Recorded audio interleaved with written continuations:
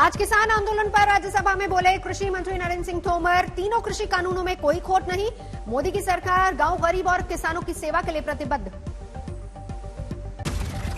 देश में उल्टी गंगा बह रही है, टैक्स लगाने वालों के खिलाफ प्रदर्शन होना चाहिए, लेकिन टैक्स फ्री करने वालों के खिलाफ आंदोलन किया जा रहा है। तो जो टैक्स ले रहा है और लगा रहा है और बढ़ा रहा है, आंदोलन उसके खिलाफ होना चाहिए, या जो टैक्स फ्री कर रहा है उसके खिलाफ होना चाहिए। लेकिन देश में उल्टी गंगा बह रही है। कृषि मंत्री नरेंद्र सिंह तोमर पंजाब सरकार के कॉन्ट्रैक्ट फार्मिंग एक्ट पर भी बोले, कहा वहां तो कॉन्ट्रैक्ट तोड़ने पर किसान के जेल जाने तक का है प्रावधान। कॉन्ट्रैक्ट फार्मिंग एक्ट है नहीं है, और कॉन्ट्रैक्ट फार्मिंग एक्ट कब बना, और उस कॉन्ट्रैक्ट फार्मिंग एक्ट में अगर किसान गलती करेगा तो किसान को जेल जाना पड़ेगा, ये प्रावधान पंजाब के एक्ट में है। कृषि मंत्री ने कहा किसान है देश की सबसे बड़ी ताकत, लगाया आरोप किसानों को बरगलाया गया है कि कॉन्ट्रैक्ट फार्मिंग के जरिए उनकी जमीन हड़प ली जाएगी। नरेंद्र सिंह तोमर ने यह भी कहा कि किसी ने अभी तक नहीं बताया कि कृषि कानूनों में काला क्या है। खड़गे की दुनिया जानती है, पानी से खेती होती है, खून से खेती सिर्फ कांग्रेस ही कर सकती है, भारतीय जनता पार्टी खून से खेती नहीं कर सकती। कांग्रेस पर कृषि मंत्री ने कसा तंज, कहा जब आप थे तो मजदूरों ने सिर्फ गड्ढे खोदने का काम किया, मनरेगा को परमार्जित हमने किया, बढ़ाया बजट। कृषि मंत्री ने कहा मोदी सरकार में ग्रामीण विकास पर जोर, पंचायतों को किया गया और मजबूत। नरेंद्र सिंह तोमर ने कोरोना संकट का भी जिक्र किया, कहा 2020 का साल हमारे लिए कठिनाइयों भरा था, प्रधानमंत्री मोदी के दृढ़ संकल्प से इस पर पाया गया नियंत्रण। कांग्रेस ने कृषि मंत्री के खून की खेती के आरोपों पर किया पलटवार, दिग्विजय सिंह ने गोधरा दंगे की दिलाई याद। गोधरा में जो खेती हुई नरेंद्र मोदी जी की, वो पानी की खेती थी कि खून की खेती थी? दिग्विजय सिंह का आरोप, सांप्रदायिक दंगे में सिर्फ दो वर्गों का होता है फायदा, इसीलिए प्रधानमंत्री मोदी और असदुद्दीन ओवैसी में है इतनी अच्छी दोस्ती। भारतीय सांसद हनुमान बेनीवाल ने भी प्रधानमंत्री मोदी को कांग्रेस से सबक लेने की दी नसीहत, कहा 2024 में सत्ता में चाहते हैं वापसी तो किसानों के हितों का रखे ख्याल। आज संसद में किसान आंदोलन की गूंज, राज्यसभा में शिवसेना सांसद संजय राउत ने किया सवाल, हक मांगने वाले किसान खालिस्तानी कैसे? कोरोना वायरस में लंगर बांट रहा था तो देश प्रेमी था, लेकिन आज वो अपने हक के लिए लड़ता है तो वो खालिस्तानी हो गया। राज्यसभा में कांग्रेस सांसद प्रताप सिंह बाजवा ने प्रधानमंत्री मोदी से की अपील, किसानों से प्रधानमंत्री करे बात, चले सिंघू बॉर्डर, सरदार पटेल बनने का है मौका। आज मौका स्टेट्समैन बनता, स्टेट्समैन आज तुहाडे को मौका एक बार फिर सरदार पटेल वाली जगह लैन दा, वो भी गुजरात का एक पुत्र सी। राज्यसभा में अकाली सांसद सुखदेव सिंह ढींढसा ने भी सवाल किया, किसान आंदोलन का कब निकलेगा हल? कांग्रेस सांसद मल्लिकार्जुन खड़गे ने किसान आंदोलन के मद्देनजर कील कांटे वाली तैयारी की आलोचना की, कहा दुनिया में इससे हो रही बदनामी। कांग्रेस नेता अधीर रंजन चौधरी ने किसान आंदोलन पर विदेशियों के ट्वीट का किया समर्थन, बोले इसमें हर्ज कैसा, हम एक ग्लोबल विलेज में रहते हैं।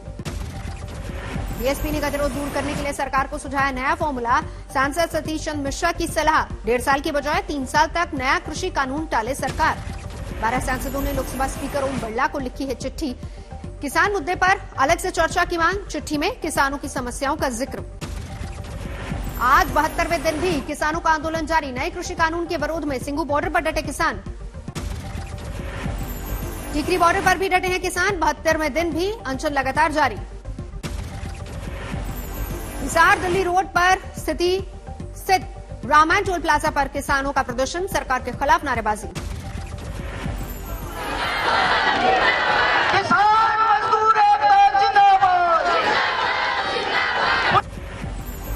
किसान महापंचायत के मद्देनजर यूपी के शामली में भारी सुरक्षा बल की तैनाती। सिरसा में किसान आंदोलन के समर्थन में धार्मिक स्थलों से की जा रही अपील, माइक पर कल शांतिपूर्ण चक्का जाम करने के लिए कहा गया। गाजीपुर बॉर्डर पर किसानों का प्रदर्शन जारी। कल देशव्यापी चक्का जाम से किसानों ने दिल्ली को किया बरी। राकेश टिकैत ने किया आश्वस्त, दिल्ली में नहीं किया जाएगा चक्का जाम। देश में चक्का जाम के मद्देनजर दिल्ली में confederation of all India traders ने उपराज्यपाल अनिल बैजल को लिखा खत, सुरक्षा की मांग की। 26 जनवरी जैसे उपद्रव से डरे किसानों के कल के चक्का जाम से पहले आज दिल्ली में 26 जनवरी को हुए उपद्रव की तस्वीरें। कुछ पुलिस कर्मियों को पीटते दिखे उपद्रवी। तस्वीरों में कुछ नकाबपोश उपद्रवी हथियारों के साथ भी नजर आ रहे। पुलिसकर्मियों को बनाया बंधक।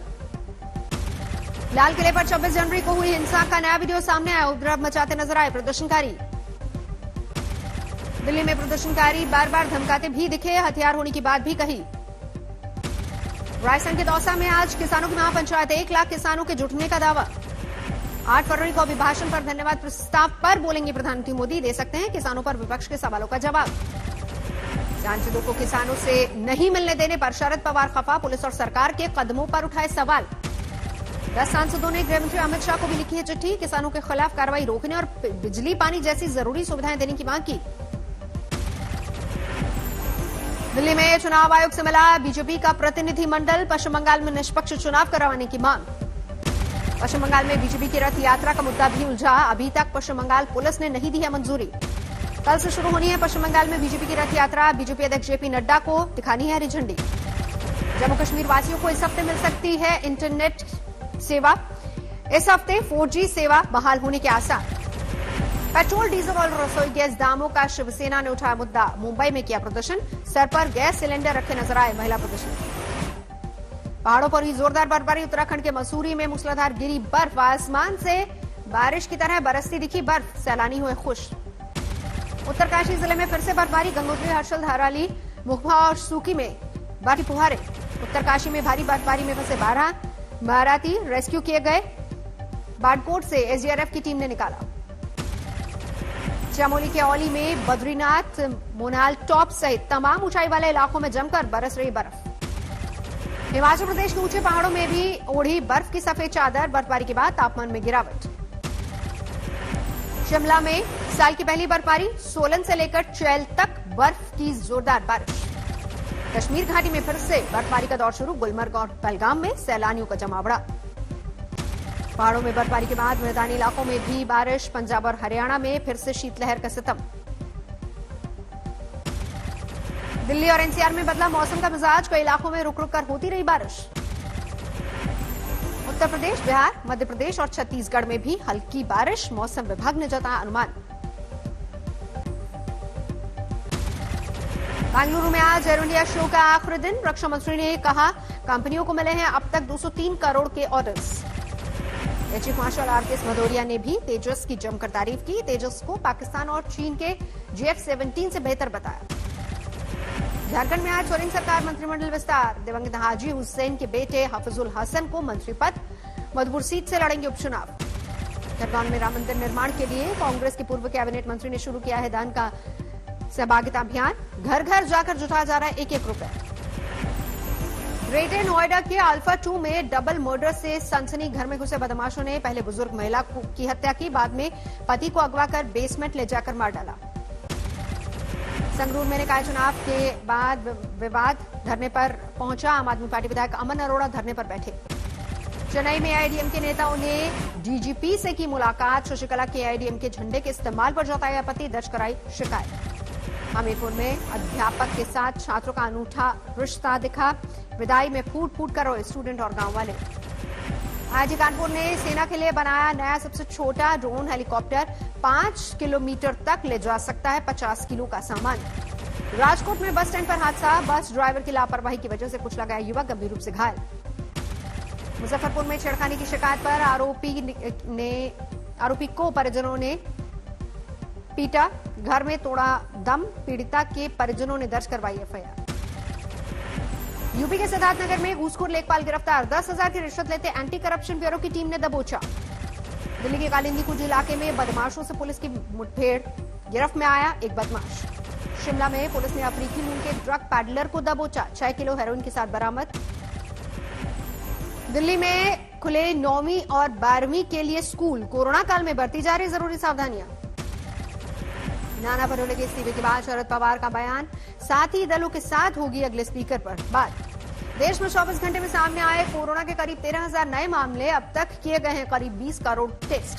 24 घंटे में 107 कोरोना मरीजों ने दम तोड़ा। देश में अब तक 1,54,703 लोगों की मौत। देश में कोरोना वैक्सीनेशन ने पकड़ी रफ्तार। अब तक 44,49,000 से ज्यादा लोगों को लगे टीके। दिल्ली में पिछले 24 घंटे में सामने आए 158 नए मरीज। एक दिन में 7 मरीजों की गई जान। सुपौल में किराना दुकान में लूट की कोशिश, विरोध करने पर फायरिंग में 4 घायल। दिल्ली पुलिस ने पकड़ा कुख्यात मेवाती गैंग के सरगना को। शाहिद पर दर्ज है कई मामले। शर्जील उस्मानी के समर्थन में आए एएमयू के छात्र बोले शर्जील के बयान को तोड़ मरोड़ कर दिखाया गया। महोबा में शर्मसार करने वाली घटना, बुजुर्ग महिला से रेप। धौलपुर में सरे बाजार महिला और युवती से एक युवक ने की छेड़खानी। महिलाओं ने युवक की जमकर पिटाई की। श्रावस्ती में नहीं रुक रही मूर्ति चोरियां। प्राचीन मंदिर से फिर से 4 बेशकीमती मूर्तियां चोरी। रतलाम में कई विकास योजनाओं की शुरुआत। सीएम शिवराज सिंह चौहान ने काटा फीता। जयपुर को भिखारी मुक्त बनाने की मुहिम, सरकारी महकमों ने किया है पुनर्वास का इंतजाम। किसान बिलों को लेकर कांग्रेस की छात्र इकाई का रायपुर में प्रदर्शन, कानून वापस लेने की मांग। कानपुर में लोगों ने सरकार को दिखाया आईना। पुल की मांग अनसुनी होने पर खुद बांस बल्ली से रीन नदी पर बना डाला पुल। यूरोपीय यूनियन ने सुनाई ईरान के दूत को 20 साल की कैद की सजा। बम प्लांट करने की साजिश का आरोपी। जर्मनी में कोरोना काल के बाद अब हालात सुधरे। चांसलर मार्केल का ऐलान, सबसे पहले स्कूल और नर्सरी खुलेंगे। ईरान को मिली रूस की स्पुतनिक वैक्सीन, 10,000 डोज की पहली खेप पहुंची। इजरायल में 60 साल से ऊपर वालों को कोरोना वैक्सीनेशन दी गई। कोरोना के मामले तेजी से घटे। म्यांमार में तख्ता पलट के खिलाफ बैंकॉक में प्रदर्शन, मोमबत्तियां जलाकर जताया विरोध। फ्रांस में भी कोरोना से सुधरे हालात, प्रधानमंत्री का ऐलान, अब राष्ट्रीय स्तर पर लॉकडाउन की जरूरत नहीं। वर्ल्ड डोपिंग एजेंसी वाडा ने एथलीट्स को दी सलाह, ले सकते हैं कोरोना की वैक्सीन।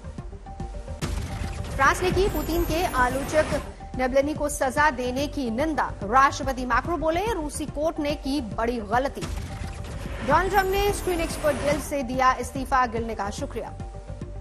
जो बाइडेन ने किया अमेरिका की नई विदेश नीति का ऐलान, बोले डिप्लोमेसी की हुई वापसी।